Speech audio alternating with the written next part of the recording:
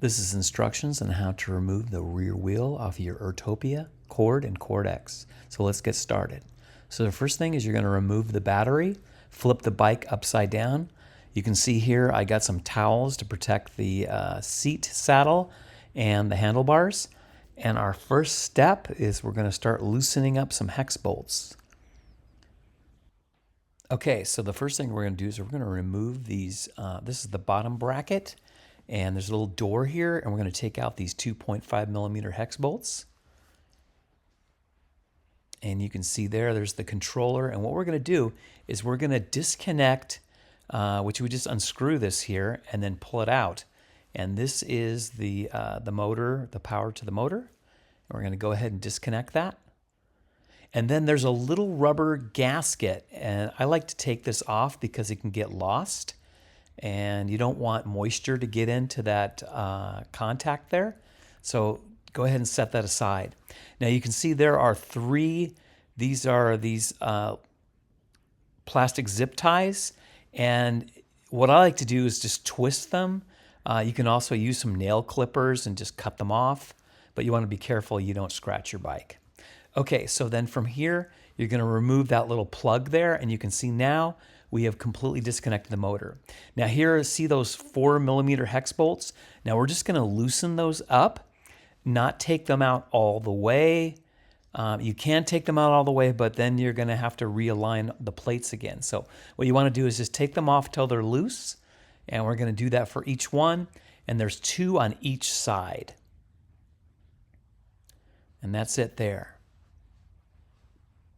Now, in the back here, this is the alignment pin for the alignment on the axle.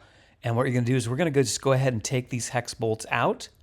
And now we're on the other side, and we're going to loosen up the hex bolts on the other side.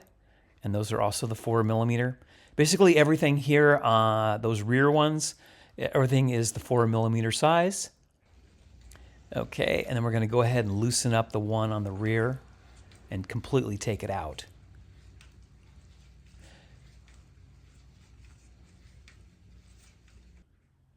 Okay, now the next thing we're going to do is we're going to take the 5 millimeter hex bolt and we're going to take off the rear derailleur, and we're just going to loosen that up.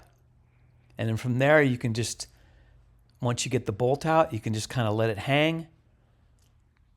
Just hang off to the side, and what I did is I just kind of put a towel so it wouldn't scratch the paint on the bike, the chain. Now the next thing we're going to do is we're going to take an 18 millimeter wrench and go ahead and loosen up the, this is the nut to the axle, and take that off. And then we have one on the other side. And it's not too hard to take this off. Okay. And then once we get that out, we're going to let the air out of the rear tire because the clearance is so tight, we wouldn't be able to take it out. And then we just slide it up, and then you can see the tire comes off. And then you can go ahead and service the rear tire. Now, one thing to be aware of, if you are servicing the rear tire for whatever reason, you can see these washers here. Now, there's an orientation to this, so when that goes back on the bike, you want to make sure the orientation is correct. Now, when we go ahead and put the tire back on, you want to align these plates like this. And what I like to do is when I align them, I go ahead and just kind of tighten them a little bit so they don't slide. So this will make it easier to put the rear tire on. Now you can see when you put those, if those do come off, those need to be orientated to the top. Do you see the little indentation there? And then you can go ahead and drop the tire down in to the axle.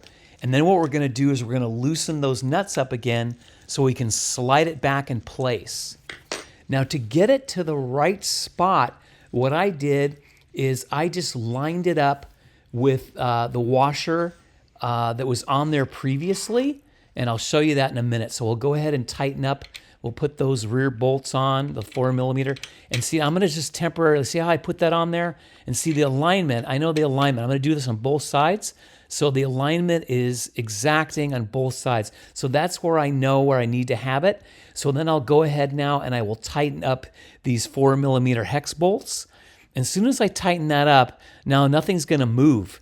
So everything's going to be where it should be. So that's not going to move now. And then we'll go ahead and put that washer back on.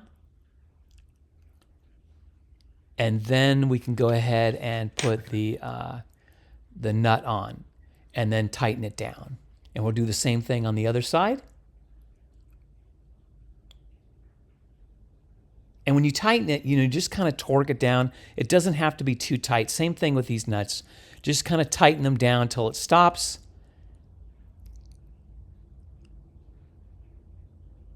Just like that, it's good enough. Okay, and we're going to go ahead and tighten that down. Okay, and now we're going to put in those rear alignment bolts, and we're going to put those in, and we're going to tighten them down. Okay, and we'll do the same thing on the other side.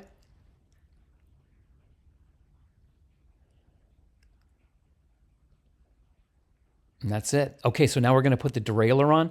Now this is kind of tricky because when you put it on, you got to kind of twist it around, and you do have to kind of pull that spring out a little bit. So you're going to have to kind of play with it.